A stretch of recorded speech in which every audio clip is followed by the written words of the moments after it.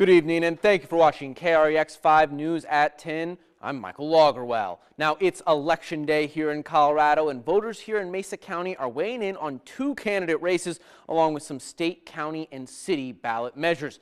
Now let's start off with the results for the latest seats on the D51 school board. Let's see it out right here. We got a three-way race for District A for a four-year term. As you can see, Jose Luis Chavez is currently leading with nearly 43% of the vote, and he is followed closely by Cindy Scalia, who appoints for 39% of the vote. Jessica Hearns is kind of far behind right now, much closer to 18% of the vote. Now let's swing on over to District B, where it's a much tighter race between the two candidates. As you can see right here, looking to represent District B, we got Cindy Enos Martinez, who's currently trailing only by less than 400 votes, guys. She's at that 49.5% mark, where Barbara Evanson is at 50%, about 50.5%. So Martinez is close behind. Still some time for those votes to be counted in. Now to some statewide prop measures. Prop HH. Now voters, let's a little background here.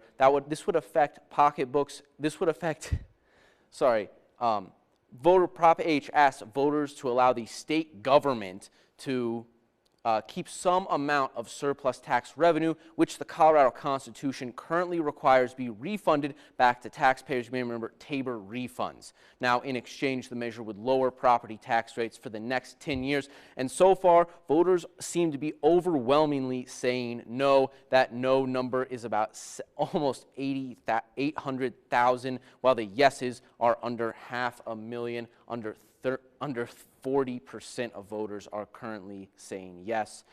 Now to Prop II, where it would allow the state to keep and spend more than $23 million in tax revenue that has already been collected from the sale of tobacco and nicotine products. With that money, it would be going to that universal preschool program and other preschool programs as well. And so far, the votes are coming in, and it's looking like yes statewide. Those voting numbers, as you can see, are about just under 850,000, 830,000 at 66%, while the no's are about at 420,000, only 34%. Now, here in the city of Grand Junction, we're voting on a pair of municipal measures that will be on the ballot as well. Let's take a look at this. Question 2A. Now, this asks voters to approve a pay increase for city council members and allow them to join the city's health insurance plans. And it looks like the no's do have the lead here. It's about 56.5%, about 10,000 people saying no, where about 7,500 are saying yes. That's only 43% of the vote. Now, meanwhile, we have question 2B,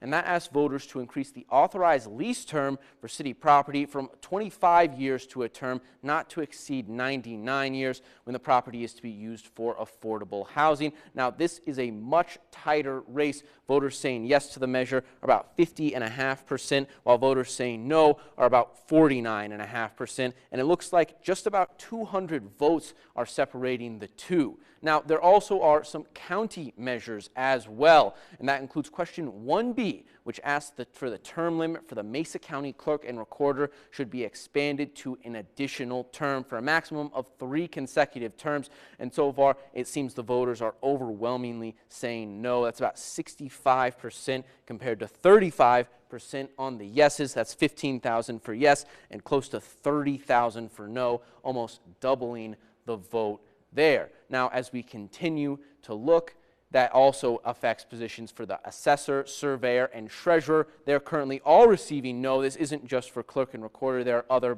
ballot votes, but they look similar to this race here.